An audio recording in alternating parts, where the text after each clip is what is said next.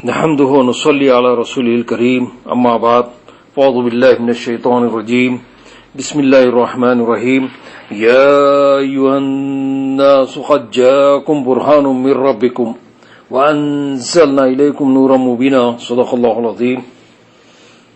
بارگاہ رسالت والے رسالت میں ایک مرتبہ درود پاک نظرانہ پیش فرمائیے گا۔ صلی اللہ علی النبی الامی وآلہ صلی اللہ علیہ وسلم، صلاۃ و سلام علیک یا رسول اللہ، صلاۃ و سلام علیک یا حبیب اللہ۔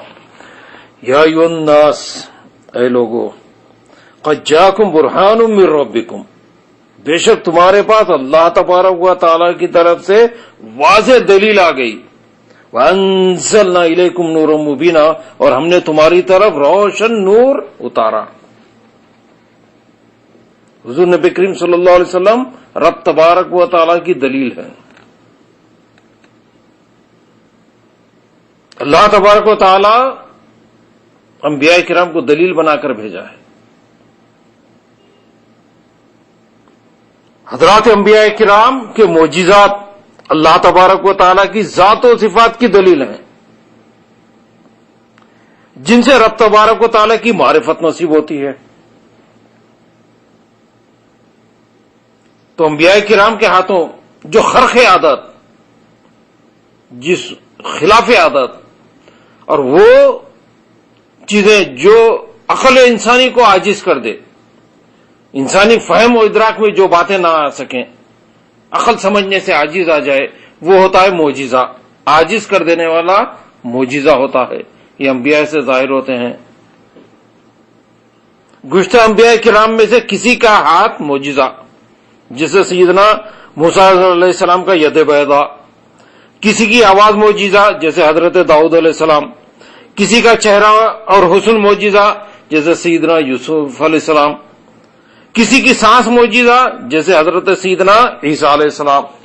تمام انبیاء کرام معجزہ لے کے آئے، تمام انبیاء کرام معجزہ لے کر آئے، قدرت کی نشانیاں لے کر آئے ہیں۔ لیکن حضور نبی کریم صلی اللہ علیہ وسلم سرتاپا معجزہ ہے۔ تمام انبیاء کرام معجزہ لے کر آئے، اور ہمارے نبی صلی اللہ علیہ وسلم معجزہ بن کر آئے ہیں۔ آپ مکمل معجزہ، سرتاپا معجزہ ہیں آپ۔ تو حضور نبی کریم صلی اللہ علیہ وسلم سرتاپا معجزہ، مکمل معجزہ بن کے آئے ہیں۔ تو حضرت سیدنا عیسیٰ علیہ السلام نے مردوں کو زندہ فرمایا، قم باذن اللہ فرمایا، مردے زندہ ہو گئے۔ انبیاء کرام کے ہاتھوں معجزات کا ظہور ہوتا ہے، اور اولیاء اللہ کے ذریعے کرامات کا ظہور ہوتا ہے۔ جو خرق عادت ہو، یہ کرامات کہلاتے ہیں۔ اولیاء اللہ کے ہاتھوں جو کرامات کا ظہور ہوتا ہے۔ تو سیدنا عیسیٰ علیہ السلام مردوں کو زندہ فرماتے تھے، قم باذن اللہ فرماتے تھے، مردے زندہ ہوتے تھے۔ انبیاء کرام، اولیاء اعظام کے جو معجزات اور کرامات ہیں، یہ اللہ تبارک و تعالی کے اذن سے ہوتے ہیں۔ ہم اذن الہی کے قائل ہیں کہ جو کام ہوگا وہ اذن الہی سے ہوگا۔ حضور نبی کریم صلی اللہ علیہ وسلم اور تمام انبیاء کرام کے معجزات جو ہے، یہ اذن الہی، اللہ تعالیٰ کا اذن، اللہ تعالیٰ کی عطا سے۔ تو اذن الہی ہونا اور نہ ہونا یہ عقیدہ توحید اور شرک ہے۔ اب تفصیل آپ ملاحظہ فرما لیں ابھی میرے اوپر کے بیان میں۔ تو بہرحال اذن الہی کے بغیر کوئی کام نہیں ہوتا ہے، اللہ تبارک و تعالیٰ کے اذن سے ہوتا ہے۔ اور جو بھی سیدنا غوث اعظم رضی اللہ تعالیٰ عنہ کی کرامات ہیں، یہ سب اذن الہی سے ہیں۔ اور اگر آپ فرمائے ہیں کہ قم باذنی، کہ میرے حکم سے زندہ ہو جائے، تو سیدنا غوث اعظم کا قول بھی جو ہے باذن اللہ ہے۔ آپ کا یہ جملہ کی ادائیگی بھی باذن اللہ ہے کہ میرے حکم سے ہو جائے، یہ بھی آپ اذن الہی سے فرما رہے ہیں۔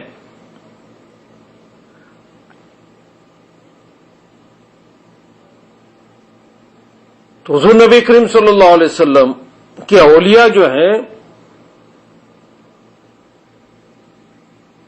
سے کرامات کا ظہور ہوتا ہے. اور سیدنا غوث اعظم دستگیر رضی اللہ تعالیٰ عنہ فرماتے ہیں کہ میرا قدم جو ہے حضور نبی کریم صلی اللہ علیہ وسلم کے قدموں پہ پڑا ہے کہ سیدنا غوث اعظم دستگیر رضی اللہ تعالیٰ عنہ آپ پرتوں ہیں محمد رسول اللہ صلی اللہ علیہ وسلم کے. تو حضور نبی کریم صلی اللہ علیہ وسلم کی امت کے اولیاء جو ہیں وہ کسی نہ کسی نبی کے پرتوں ہیں. تو سیدنا غوث اعظم دستگیر رضی اللہ تعالیٰ عنہ یہ حضور نبی کریم صلی اللہ علیہ وسلم کے پرتوں ہیں. تو آپ سے کرامات کا ظہور ہوا. تو اس امت کے اولیاء کی یہ خصوصیات ہے. سیدنا غوث اعظم دستگیر رضی اللہ تعالیٰ عنہ نے مردوں کو زندہ فرمایا ہے. حضرت شیخ احمد رفاعی کبیر رحمۃ اللہ علیہ نے مردوں کو زندہ فرمایا ہے. حضرت شیخ علی حیتی رحمۃ اللہ علیہ نے مردوں کو زندہ فرمایا ہے.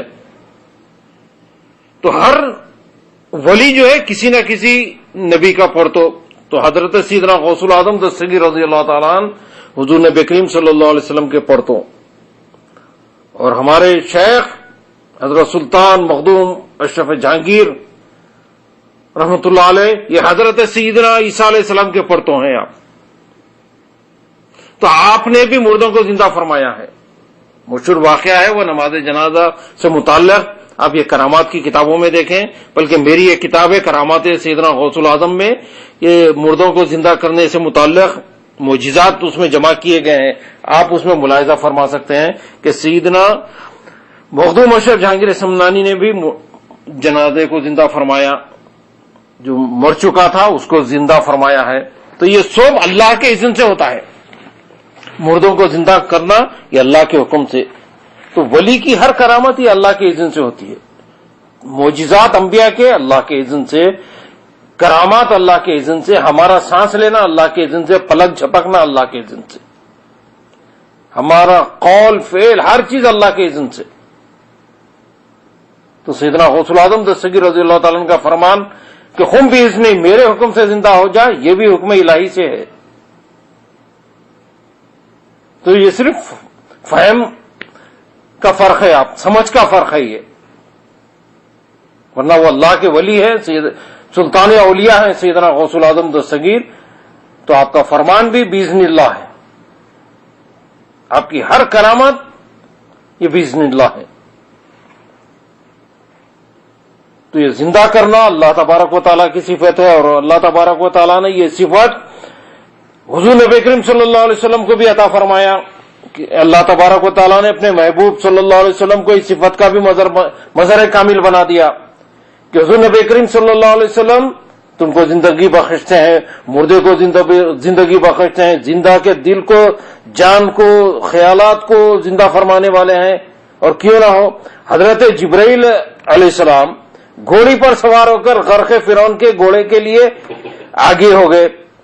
گھوڑا گھوڑی کے پیچھے لگا. اس گھوڑی کی ٹاپ جہاں پڑتی تھی اس جگہ گھاس اگاتی تھی. بنی اسرائیل کے ایک شخص عمری نے یہ خاک اٹھائی اور غرق فرعون کے بعد سونے کا بچھڑا بنا کر اس کے منہ میں ڈال دی.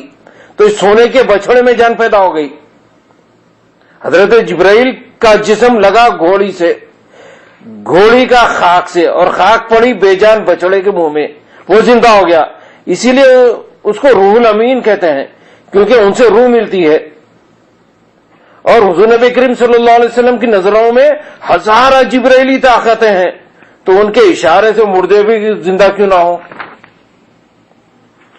مدارج النبوت میں بہت سے واقعات لکھے ہیں جن میں حضور نبی کریم صلی اللہ علیہ وسلم نے مردوں کو زندہ فرمایا. حضرت جابر رضی اللہ تعالیٰ عنہ کے گھر حضور نبی کریم صلی اللہ علیہ وسلم کی دعوت تھی. انہوں نے بکری ذبح کی. ان کے بیٹوں میں سے ایک نے دوسرے کو ذبح کر دیا, اور ذبح کر کے والد کے ڈر سے چھت پر بھاگ گئے. وہاں سے پاؤں پھسلا تو وہ بھی گر کر مر گیا. حضرت جابر رضی اللہ تعالیٰ عنہ کی بیوی نے دونوں بچوں کی ناشوں کو چھپا دیا تاکہ دعوت میں حرج نہ ہو. جب کھانے پر حضور نبی کریم صلی اللہ علیہ وسلم نے تشریف رکھا تو فرمایا کہ جابر اپنے بچوں کو بلاؤ, ہم ان کے ساتھ کھانا کھائیں گے. حضرت جابر رضی اللہ تعالیٰ نے سارا واقعہ عرض کیا تب حضور نبی کریم صلی اللہ علیہ وسلم نے ان کو زندہ فرمایا اور ساتھ کھانا کھلایا. حضرت انس رضی اللہ تعالیٰ عنہ کے گھر ایک دعوت میں دسترخوان سے حضور نبی کریم صلی اللہ علیہ وسلم نے ہاتھ پہنچ لیا.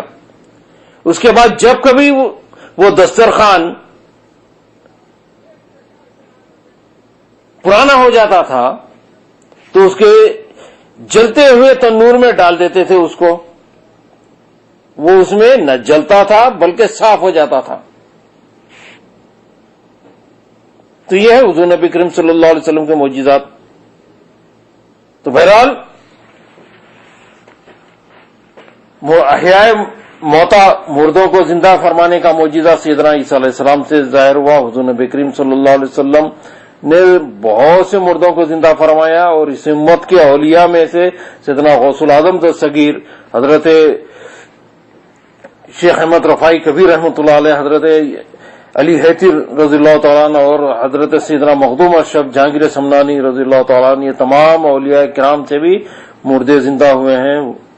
وما توفیق الا باللہ.